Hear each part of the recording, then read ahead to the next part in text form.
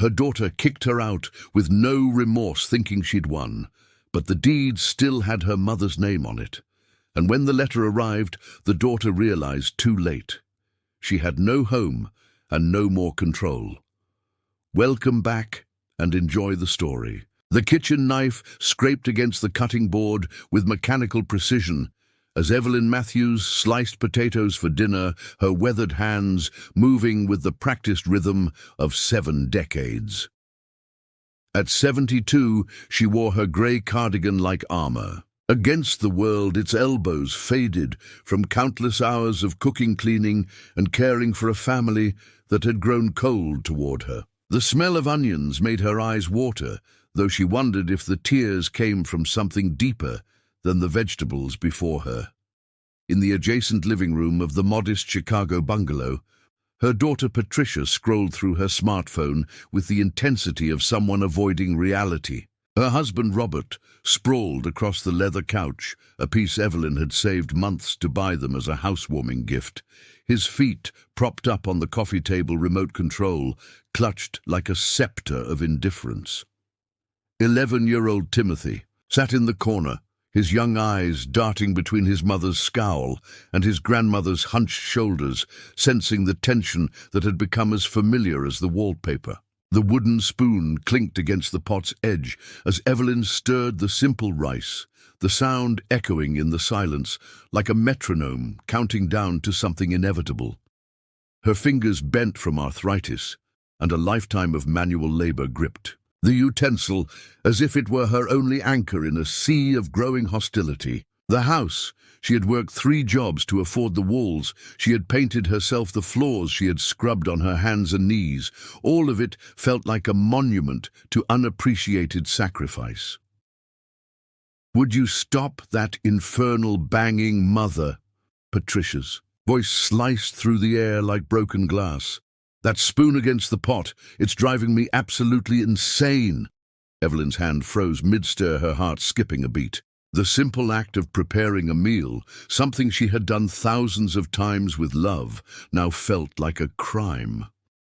"I was just trying to get dinner started," she whispered, her voice barely audible above the television's drone. "I thought you might be hungry when you got home from work." Patricia slammed her phone onto the side table and stood her designer heels, clicking against the hardwood floor like accusations. "I didn't ask you to cook. You just do things without asking, make messes, leave dishes everywhere. Honestly, you're always underfoot, always in the way." From the couch, Robert chuckled without looking away from his sports program. "She's got a point, you know. Maybe it's time we had a serious conversation about arrangements.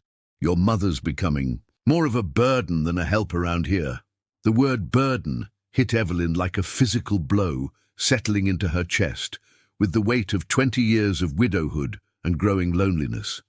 She had raised Patricia alone after her husband's death, working double shifts at the diner and cleaning offices at night to keep their small family afloat. Every sacrifice, every missed meal, every hour of sleep lost to worry, all of it reduced to a single devastating word. "I raised you," Evelyn said, her voice gaining strength from somewhere deep within. "I gave you everything I had, everything I was. I worked my fingers to the bone so you could have opportunities I never had." Patricia marched closer, her face flushed with an anger that seemed disproportionate to the moment. "Well, I didn't ask for your martyrdom. I didn't ask for your guilt trips or your sacrifices thrown in my face every time we disagree. I'm done with it. Pack your things and get out. You're not staying here another night." Timothy jumped to his feet, his small voice cracking with emotion. "No, Mom, please don't make Grandma leave. She didn't do anything wrong." Patricia grabbed her son's arm roughly. "Stay out of this, Timothy. This is between adults. She's leaving, and that's final." The room fell silent, except for the television's mindless chatter. Evelyn looked at her daughter, this stranger who had once been her baby, her pride, her reason for living, and saw nothing familiar in those cold eyes.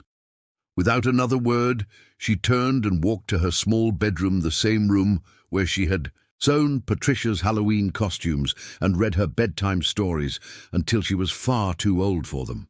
Her few possessions fit easily into the worn suitcase, 2 sweaters, a pair of shoes, and the leather-bound Bible her late husband had given her. On their wedding day, her hands trembled as she zipped the case, each item a reminder of a life lived in service to others. She looked around the room one last time. At the walls she had painted a cheerful yellow to brighten the dark winter months, at the furniture she had cleaned and polished with such care.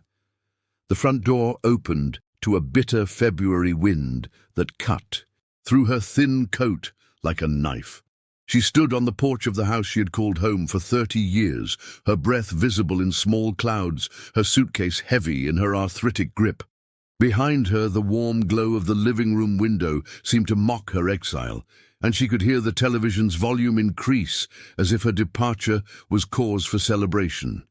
But Patricia had forgotten something crucial in her rush to judgment. The house, deed yellow with age and tucked safely in Evelyn's safety deposit box, still bore her name in faded ink. She had never transferred ownership to her daughter, not out of distrust, but from a mother's eternal hope that love would eventually triumph over whatever darkness had taken root in Patricia's heart. Mrs. Henderson from next door spotted Evelyn, sitting on the park bench 3 blocks away, her suitcase at her feet and her shoulders shaking from more than just the cold. "Evelyn, dear Lord, what are you doing out here in this weather?" The older woman's kindness broke through Evelyn's protective numbness, and the story poured out between tears and shivers. Mrs. Henderson, a widow herself who understood the particular loneliness of women discarded by the world, brought Evelyn to her modest apartment above the corner bakery. That night, over steaming cups of tea and shared stories of ungrateful children, Evelyn revealed the truth that would change everything. "The house is still in my name, Dorothy," she admitted, her voice barely a whisper. "I could take it back tomorrow if I wanted to, but I won't. Not for revenge." Mrs. Henderson's eyes widened with understanding and something that looked like admiration. "What will you do?" "Something that matters," Evelyn replied, and for the first time in months her voice carried the strength of purpose. "Something that honors what that house was always meant to be, a home." The next morning, Evelyn walked into the offices of Legal Aid of Chicago with a clarity she hadn't felt in years. The young lawyer Sarah Chen listened with growing amazement as this elderly woman laid out a plan that was both heartbreaking and inspiring in its generosity.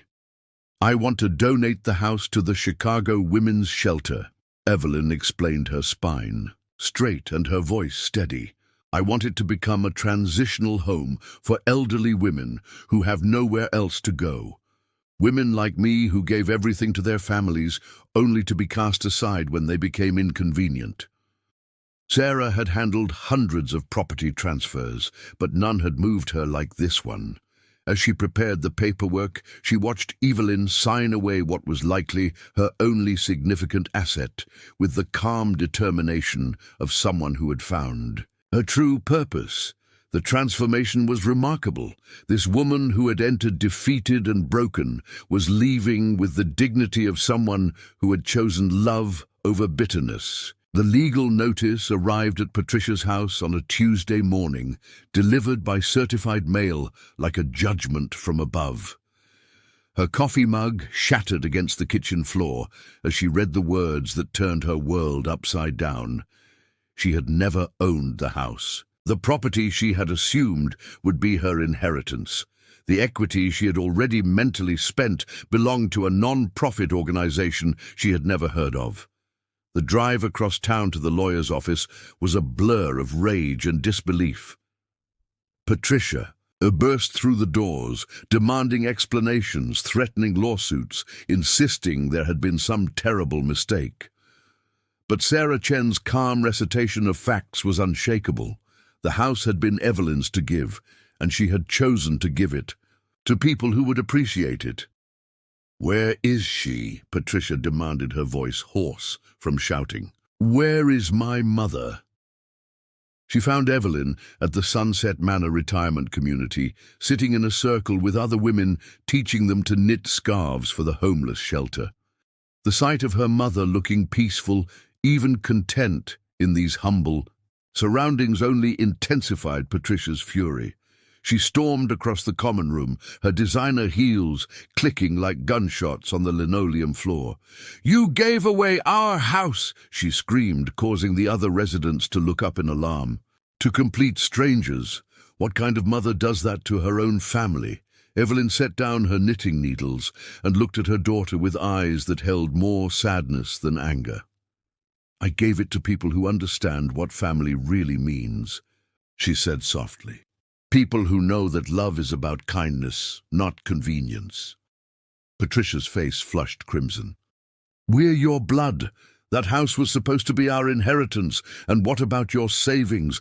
I know you have money tucked away. Years of working and saving. You're keeping that from us too, aren't you?" "Yes," Evelyn replied simply. "And it's going to Timothy when he turns 18, because in all of this ugliness, he never stopped seeing me as his grandmother. He never stopped loving me, even when you tried to turn him against me." The words hit Patricia like physical blows. Her son, her own child, would inherit what she had assumed was rightfully hers. The injustice of it, the calculated precision of her mother's revenge, left her speechless with rage. "He's just a child," she finally managed to gasp. "He's more of a human being than you've ever been," Evelyn replied, and her quiet dignity made the insult sting more than any shouting match could have. Patricia turned and fled, her footsteps echoing down the hallway like the sound of bridges burning. She never visited again, never called, never sent so much as a birthday card. Some distances once crossed can never be bridged again. Later that afternoon, Timothy arrived with Mrs. Henderson, who had been quietly maintaining contact despite Patricia's prohibition. Grandmother and grandson sat together in the facility's garden beneath an old oak tree that reminded Evelyn of the one in her former backyard. "Grandma," Timothy asked, his young voice serious, beyond his years, "why didn't you keep the house for yourself? You could have kicked them out instead." Evelyn smiled and brushed a lock of hair from his forehead, the same gesture she had made countless times when he was smaller. "Because I wanted that place to mean something good again, sweetheart.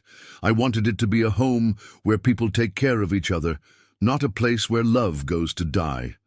And because the most important things in life aren't what you can take, they're what you choose to give." The years that followed brought validation to Evelyn's decision in ways she never could have imagined. The house on Maple Street became a beacon of hope for dozens of elderly women who had been discarded by their families or left homeless through circumstance. The Evelyn Matthews Transitional Home bore a brass plaque by the front door, and the woman whose name it carried became something of a legend in the community. Evelyn visited regularly, sometimes helping with meals, sometimes just sitting and listening to stories that echoed her own. She watched as women who had arrived, broken, and defeated slowly rebuilt their lives, found new purpose, formed unexpected friendships. The walls that had once witnessed such cruelty now rang with laughter and the sound of healing. On Timothy's 18th birthday, he received a letter that would shape the rest of his life. In Evelyn's careful handwriting, the words carried the weight of a lifetime's wisdom. "My dearest grandson, I am giving you more than money. I am giving you the chance to live differently than those who came before you. Never let wealth make you cruel or comfort make you cold. Let kindness be your true inheritance. Love the people others ignore. Protect the hearts that no one else will guard. That is how you honor the love that raised you." Timothy kept that letter in his wallet through college, through his career as a social worker, through his own marriage and children. He established a foundation in his grandmother's name that expanded her vision far beyond a single house, creating a network of safe havens for forgotten elderly across the city. The night before Evelyn passed away peacefully at 91, she held Timothy's hand and smiled at the man he had become. "You understood," she whispered. "You understood that love rejected doesn't disappear.